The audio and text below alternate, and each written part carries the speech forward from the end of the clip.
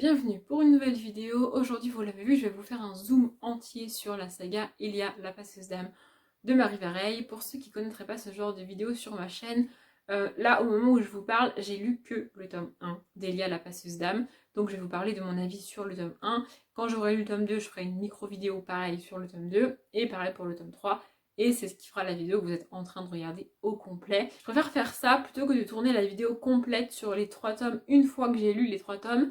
Parce que sinon, je pense notamment au Mystère de l'Arixpem, quand je suis déçue par le tome 3, bon, ça altère mon avis sur les 2 premiers tomes en fait. Par exemple, si j'avais tourné la vidéo sur les Mystères de l'Arixpem après la lecture des 3 tomes, j'aurais été beaucoup plus négative sur les tomes 1 et 2, alors que je l'étais adoré, mais parce que j'aurais été induite en erreur par mon avis sur le tome 3, alors que là, du coup, vous avez mon avis sincère sur le tome 1, puis sur le tome 2, puis sur le tome 3, et on a aussi l'évolution de mon avis. Je trouve ça plus cool de faire comme ça. Du coup, je fais comme ça et j'arrête de blablater. Donc aujourd'hui, je vous parle du tome 1 d'Elia la passeuse d'âme. Je l'ai lu il y a un moment maintenant et je me suis rendu compte que ce serait cool de faire une vidéo comme ça. En général, je fais des vidéos zoom si je sais que je vais lire les tomes rapprochés les uns des autres. Alors là, j'ai lu celui-ci au mois de mai et on est au mois d'août et j'ai toujours pas lu le tome 2, mais je pense que je vais lire au mois de septembre.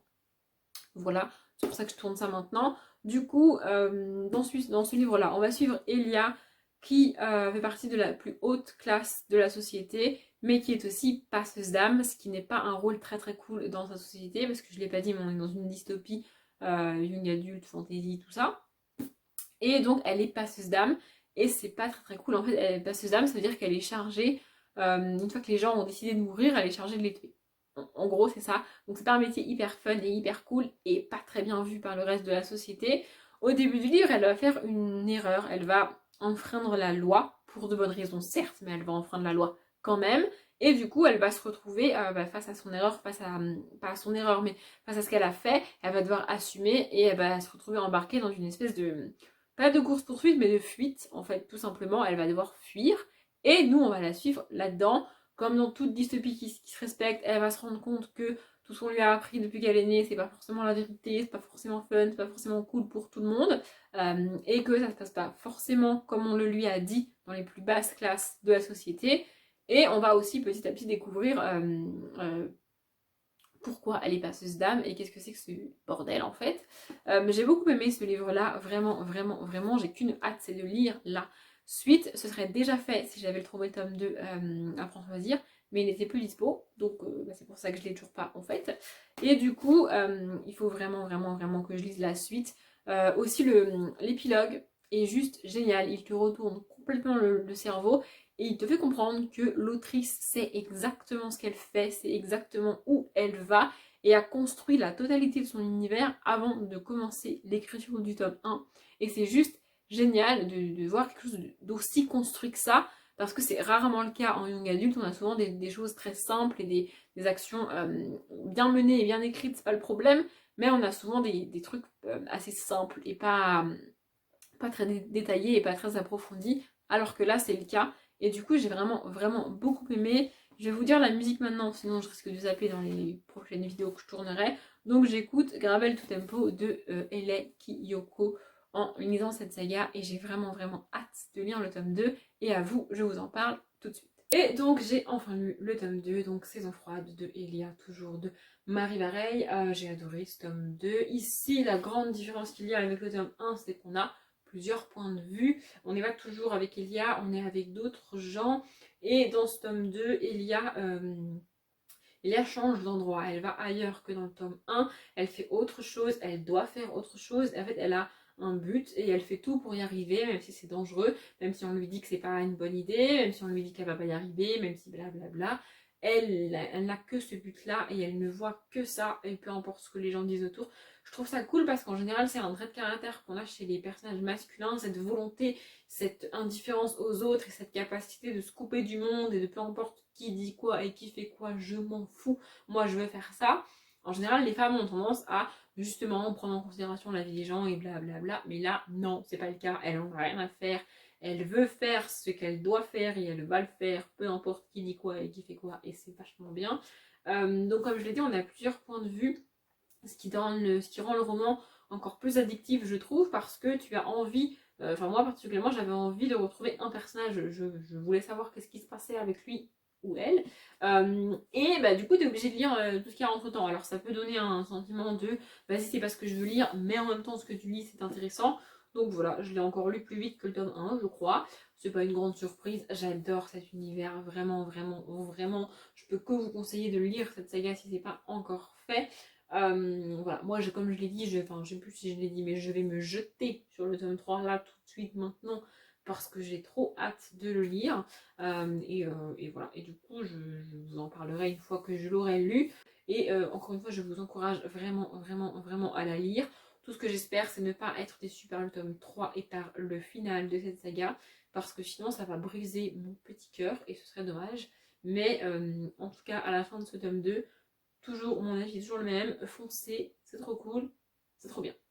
Et je reviens parce que je viens de terminer la saga, donc j'ai lu le tome 3, saison chaude. Je vais le préciser parce que avant de tourner ce petit morceau là, moi je viens de monter les deux premiers, enfin la première partie de la vidéo que vous venez de voir. Et je me suis rendu compte que je ne l'avais pas précisé. Mais pour ceux qui ne sauraient pas, Marie Vareille a une chaîne YouTube. Elle est elle aussi booktubeuse en plus d'être autrice. Et je la suis sur Booktube. J'aime beaucoup ce qu'elle fait ce qu'elle propose sur Booktube à parler des livres des autres et tout. C'est très cool. Donc je vous remets sa chaîne en barre d'informations si jamais ça vous intéresse et que vous la connaissiez pas. Donc sa chaîne c'est Marie lit en pyjama. Elle se prend pas la tête. Elle est très naturelle, très fun. Vraiment j'adore sa chaîne.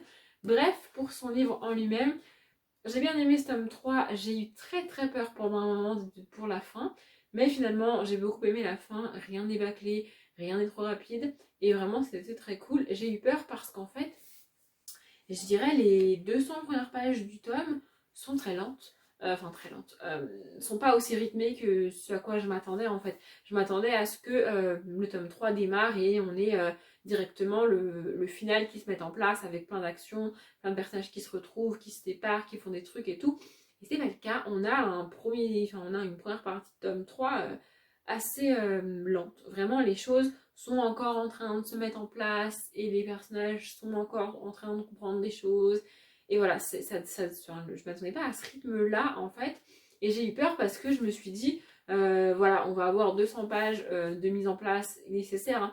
C'est pas que tu t'ennuies, hein, vraiment, mais c'est juste que je m'y attendais pas en fait. Donc on a ces 200 pages-là et je me disais, et après on va avoir un final rapide, limite bâclé. Et ce serait dommage, et c'est pas le cas. On a un final vraiment, vraiment, vraiment très cool. La dernière action s'étale sur vraiment pas mal de pages, pas mal de temps parce que ça se passe en quelques heures dans la réalité des personnages. Mais voilà, c'est vraiment très bien mené, très bien coordonné, très bien construit. Je relis ce que j'avais dit pour le tome 1. Elle a pensé à tout, elle maîtrise tout. Vraiment, c'est génial.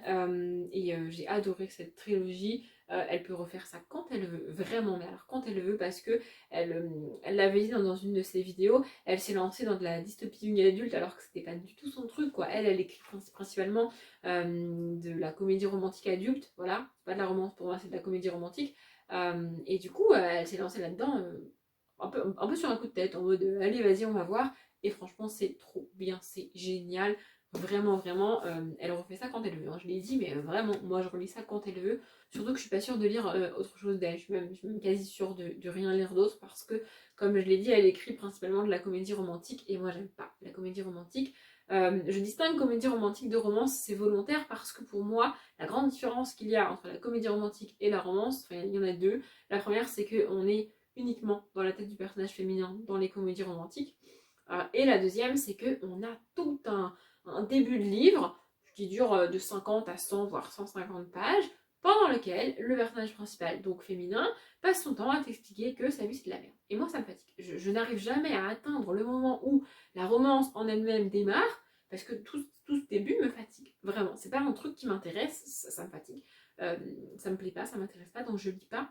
Et donc du coup, je pense pas lire autre chose d'elle parce que voilà, avant de lire Elia, j'avais déjà lu, essayé de lire un livre d'elle, j'ai plus le titre en tête, mais voilà, j'ai pas aimé parce que c'est exactement ce que je viens de décrire en fait.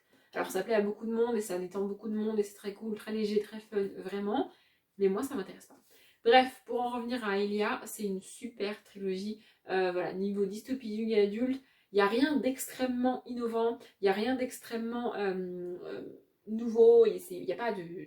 Enfin, voilà, on reprend le schéma d'une dystopie young adulte, classique, mais l'univers est vraiment dingue, l'univers est vraiment maîtrisé, c'est vraiment, vraiment cool. J'irai pas jusqu'à dire que c'est à la hauteur de Hunger Games, mais franchement, on s'en rapproche plus que pour certaines autres dystopies young adultes, hein. Bref, je vous la conseille si vous l'avez pas encore lu. Et je m'arrête là parce que sinon je peux en parler pendant des heures. Bon l'Angélus, là, moi je voudrais finir ma vidéo, t'es sérieux? Voilà, ma vidéo est terminée. Je crois pas l'avoir dit, mais en barre d'informations, je vous mettrai le lien vers tous les autres Zoom Saga que j'ai fait. Voilà, là comme ça, je vais pas toutes les citer parce que je vais en oublier et c'est pas l'intérêt. Mais voilà, si vous voulez d'autres sagas Young Adult, la majorité c'est des Young Adult, hein, donc voilà. Je vous les mets en barre d'informations. J'espère que ça vous a plu. Comme d'habitude, faites une bonne journée, un bon après-midi, un bon appétit ou une bonne nuit. Et je vous dis à bientôt.